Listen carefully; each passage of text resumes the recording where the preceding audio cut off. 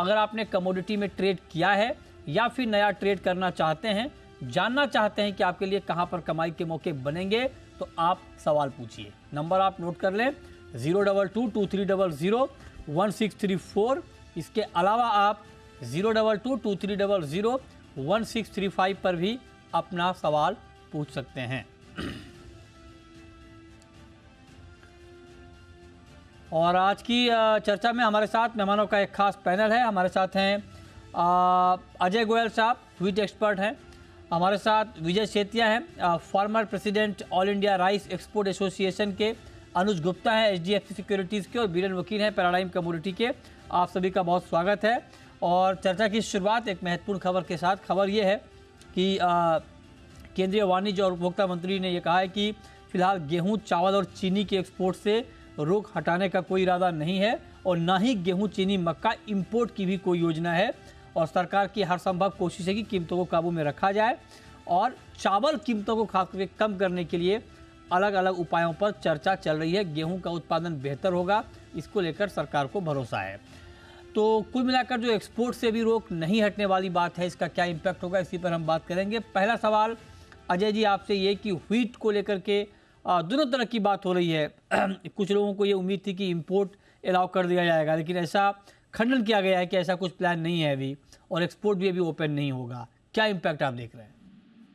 देखिए, जहाँ तक व्हीट का सवाल है, हो सकता है ये साल निकल जाए, लेकिन जो देश का एक बफर था, बड़ा स्ट्रांग बफर था, वो डिप्लीट हो जाएगा इस साल एंड तक।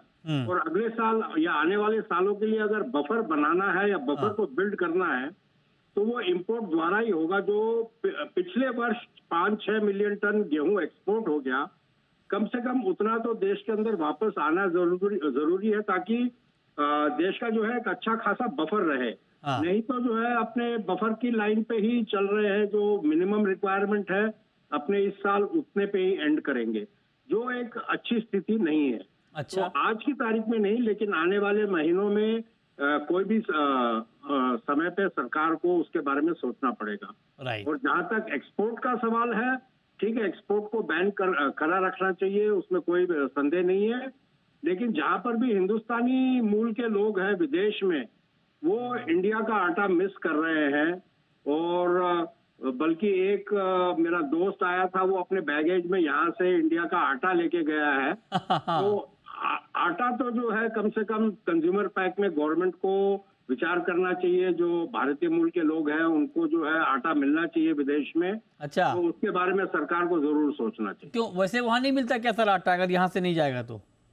देखिए, जो लोग वहाँ पे हैं उनको जो है हिंदुस्तानी गेहूं का, हिंदुस्तानी आटा ही पचता है और स्वाद लगता है। वहाँ का जो है, जो आटा बनाने की यहाँ का सिस्टम है, प्रणाली है, गेहूं है, उन सबके जो है दबा पे वही लगा हुआ है और उन सबको वही पसंद है। मतलब आप कह रहे हैं कि यहाँ का जो आटा है इसकी डिमांड बहुत ज़्यादा है और यही पसंद है लोगों को, तो लिहाजा यहाँ से चाहते हैं कि वो आटा आ जाए। तो आप कह रहे हैं कि जो पैकेट आटा है उसके एक्सपोर्ट को एटलीस्ट आप कह रहे हैं कि मंजूरी मिलनी चाहिए। आप बने रहें सर।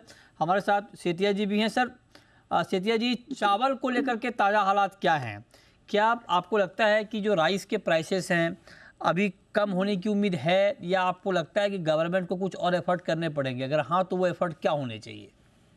देखिए, ऐसा मेरा ये मानना है कि जो कॉमन मैन का राइस है, जिसके लिए गवर्नमेंट के ऊपर प्रेशर आया हुआ है कि भाई इसके रेट कम होने चाहिए, उसके लिए हमें अपनी एक्सरसाइज बिल्कुल शुरू से करनी पड़ेगी। अब देखिए, पंजाब और हरियाणा दोनों स्टेट्स सेंट्रल गवर्नमेंट को मैक्सिमम राइस कंट्रीब्यूट करती हैं।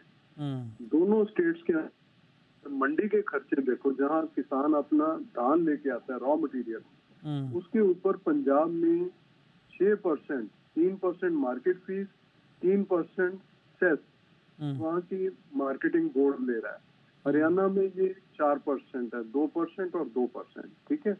उसके बाद कमीशन एजेंट जिसकी दुकान पे गेहूं को किसान गिराएगा, लेबर पंखा लगाएगी और बोरियों में भर के सरकार को गेहूं सप्लाई होता है या पैडी राइस मिल को सप्लाई होती है, उसके 2.5% कमीशन, वो जस्टिफाई नहीं हो रहा है।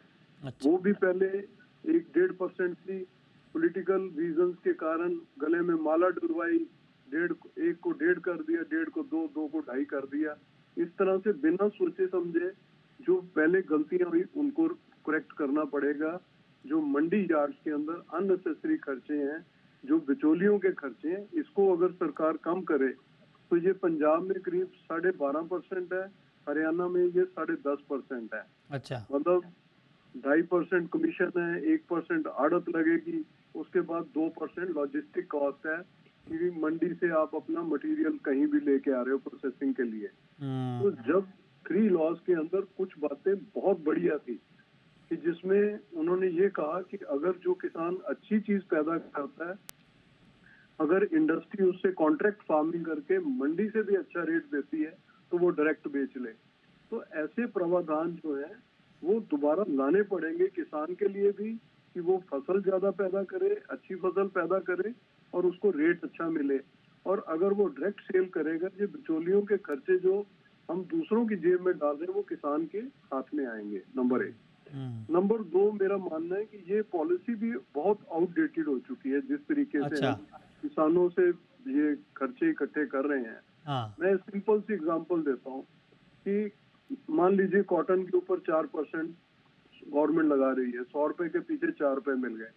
नंबर ऑफ फार्मर्स कितने हो गए? उसी तरह पैडी के नंबर ऑफ फार्मर्स कितने हो गए? और उसको जो मैनेज करने के लिए गवर्नमेंट को अपनी फोर्सेस लगानी पड़ती हैं, तो उसमें अगर 10% लोग भी गलत काम करते हैं तो आपने एक uneven level playing field create कर दिया कि कुछ लोग मटेरियल को रिकॉर्ड पे नहीं ला रहे और कुछ ऑन रिकॉर्ड काम कर रहे हैं। तो जिसने टैक्स चोरी किया उसको तो हेड स्टार्ट मिल गया, वो कम रेट पे बेचेगा कोई चीज, दूसरा ज्यादा पे नहीं बेच पाएगा। तो उस वजह से हमारे यहाँ इंडिया में फूड प्रोसेसिंग पिछड़ गई। लेवल प्लेइंग फील्ड बनाने के लिए हमें रॉ मटेरियल पे मिनिमम टैक्स होना चाहिए, फिनिश गुड्स पे जैसे जीएसटी है वैसे होना चाहिए कि हमें फोकस उस तरफ लेना पड़ेगा। क्योंकि रॉ मटेरियल अगर एक बार मेन स्ट्रीम में आ गया तो वो फिर बाहर नहीं जाएगा, सरकार को उसका रेवेन्यू मिलेगा। और फिनिश गुड्स हमेशा, अब जैसे मैंने कॉटन से एग्जांपल दी, कॉटन के लिए लाखों फार्मर हैं और कॉटन की जिनिंग और मिलिंग के लिए जो भी कपड़ा बनाने वाली मिलें हैं वो 1000 रहेंगी। लाखों लोगों को मैनेज करना आसान है कि 1000 लोगों को मैनेज करना आसान है? तो गवर्नमेंट को इस तरफ देखना पड़ेगा। ये इतनी पुरानी पॉलिसी चली जा रही है और उसी को हम चला रहे हैं। अच्छा, इसके अलावा मेरा मानना है कि जो ये हम वेयर हाउसिंग फाइनेंस कर रहे हैं उससे होर्डिंग को बढ़ावा मिलता है। एसेंशियल कमोडिटीज हैं ये हमारे, अगर हम उसमें भी मतलब अनलिमिटेड फाइनेंस करते जाएंगे, जिस आदमी को बैंक ने फाइनेंस कर दिया वो वेयर हाउसिंग फाइनेंस अगर ले रहा है तो उसको वो देना पड़ेगा कोई सर्टिफिकेट कि I have already got a finance from the bank. Bank ने एवेल्युएट करके फाइनेंस दिया है, वो तो डबल फाइनेंसिंग हो रही है और होर्डिंग हो रही है। और उसका टाइम स्पैन भी होना चाहिए भी इतनी देर, 3 महीने 6 महीने, और उसके बाद पैनल इंटरेस्ट है कि ताकि लोगों को डिस्करेज किया जाए।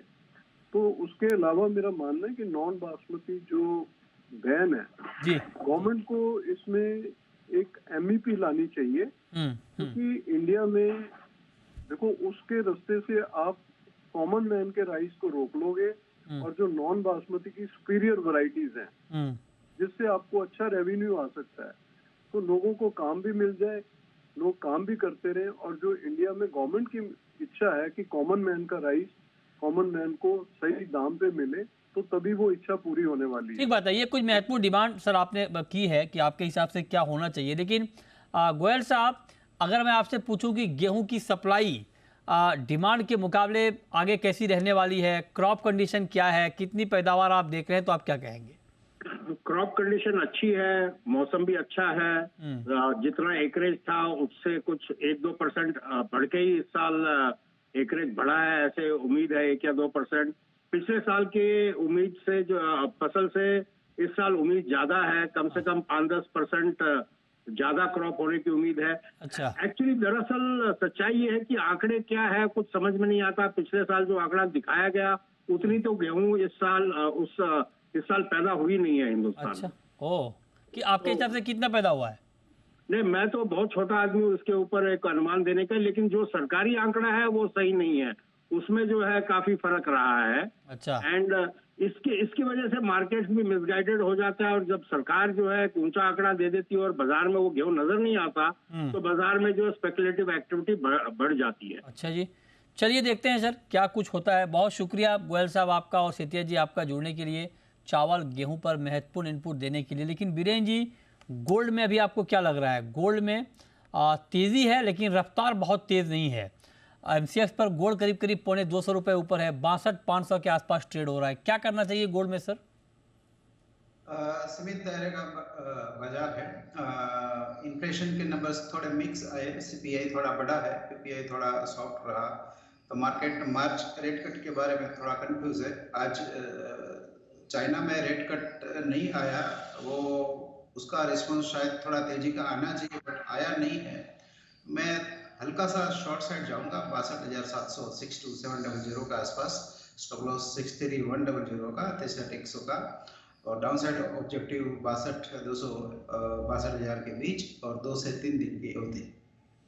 ठीक है, ओके। आपका व्यू अनुज जी, आज के लिए अगर मैं आपसे पूछूं बिल्कुल इंट्राडे के पॉइंट ऑफ व्यू से, 62,525 का लेवल है गोल्ड का, आज के लिए कोई ट्रेड बन रहा है सर इस भाव पर गोल्ड में?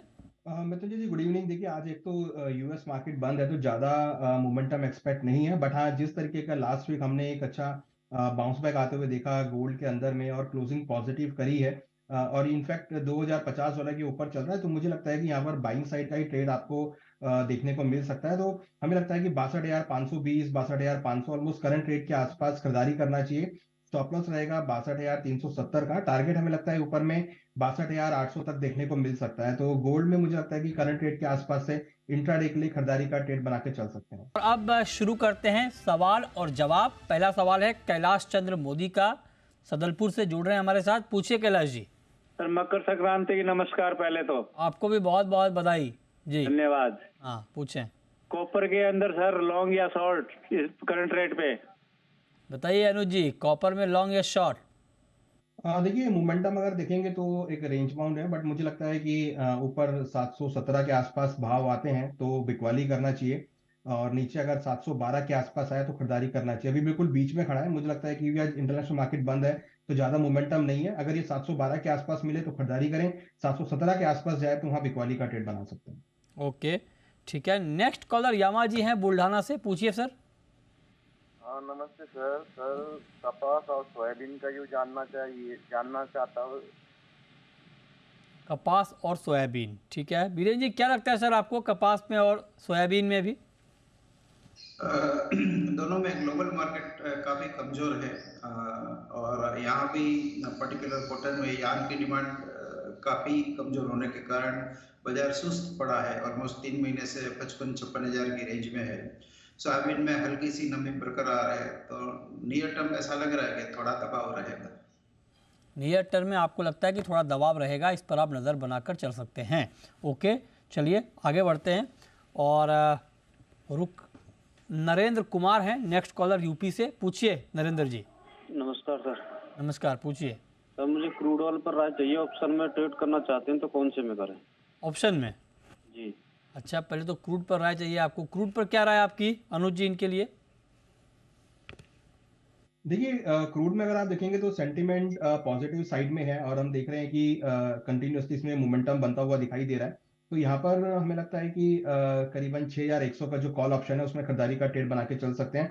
ट्रेंड क्रूड का पॉजिटिव है, ऊपर हमें लगता है कि 6,100 तक के लेवल देखे जा सकते हैं। तो ऑप्शन में अगर जाना है तो 6,100 के कॉल ऑप्शन में खरीदारी का ट्रेड बना के चल सकते हैं।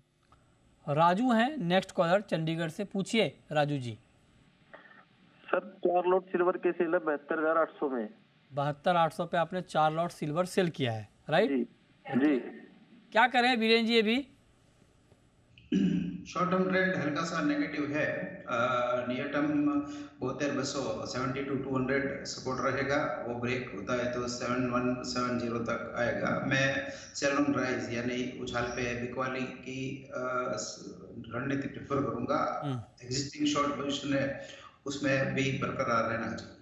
ठीक है। नेक्स्ट कॉलर प्रदीप हैं राजस्थान से। पूछिए प्रदीप जी।